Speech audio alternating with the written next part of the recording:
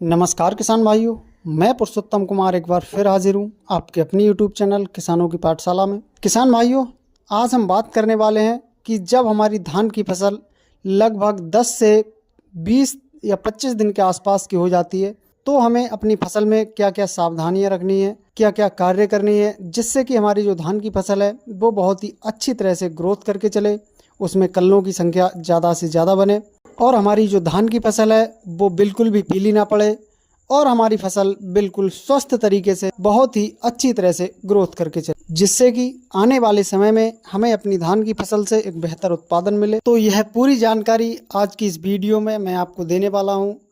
तो किसान भाइयों, वीडियो लास्ट तक जरूर देखें, जिससे कि आपको सही और अच्छी जानकारी मिल सके, जिससे कि आप भी अपनी धान की फसल को बेहतर तरीके से ग्रोथ करके चला सकें। तो चलिए शुरू करते हैं। तो किसान भाइयों, जब हमारी धान की फसल लगभग 10 से 25 दिन के आसपास की हो, तो हमें कौन कौन से कार्य करने हैं, क्या क्या सावधानियां रखनी। किसान भाइयों, सबसे पहला जो आपको ध्यान रखना है वो है कि जब आप अपनी धान की फसल में पहली खाद का इस्तेमाल करें, पहली खाद का उपयोग करें, तब उसमें आपको जिंक सल्फेट का इस्तेमाल जरूर करना, जिससे कि किसान भाइयों जो आपकी धान की फसल है उसमें पीलेपन की समस्या देखने को ना मिले। किसान भाइयों, जब आप जिंक का इस्तेमाल नहीं करते हैं तो आप देखते हैं कि आपकी धान की फसल में खैरा रोग की भी समस्या देखने को कभी कभी मिलती है। तो जिंक सल्फेट से किसान भाइयों खैरा रोग की समस्या खत्म होती है, फसल में पीलापन नहीं होता है और हमारी जो धान की फसल है वो बहुत ही अच्छी तरह से ग्रोथ करके चलती है। वहीं दूसरा किसान भाइयों, आपको अपनी धान की फसल में एक कीटनाशक का इस्तेमाल, एक कीटनाशक का उपयोग अवश्य करना है, जिससे कि आपकी फसल में किसी भी तरह के कीट का प्रकोप ना हो और आपकी फसल स्वस्थ रूप से चल सके।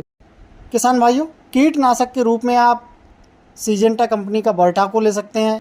तो इसकी 3 से 4 किलोग्राम मात्रा प्रति एकड़ के हिसाब से आप ले सकते हैं। इसके अलावा आप एफएमसी का फटेरा इस्तेमाल कर सकते हैं। इसकी मात्रा की बात करें तो इस 4 से 5 किलोग्राम मात्रा प्रति एकड़ के हिसाब से ले सकते हैं।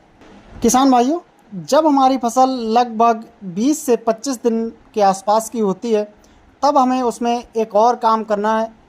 किसान भाइयों, जब हमारी फसल इस अवस्था में हो तब हमें उसमें फटेला का, तो किसान भाइयों आप बांस का एक डंडा लेकर उसके दोनों सिरों पर रस्सी बांधकर अपनी धान की फसल में आपको घुमाना है, जिससे कि किसान भाइयों आप अपनी फसल में इस तरह से पटेला का इस्तेमाल करते हैं तो जो कल्लों की संख्या है किसान भाइयों वो और ज़्यादा आपको अपनी फसल में देखने को मिलती है।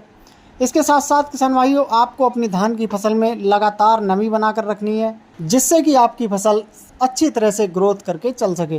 किसान भाइयों, उम्मीद करता हूं कि आपको यह जानकारी पसंद आई होगी। किसान भाइयों, जानकारी पसंद आई हो तो वीडियो को लाइक एवं शेयर ज़रूर करें।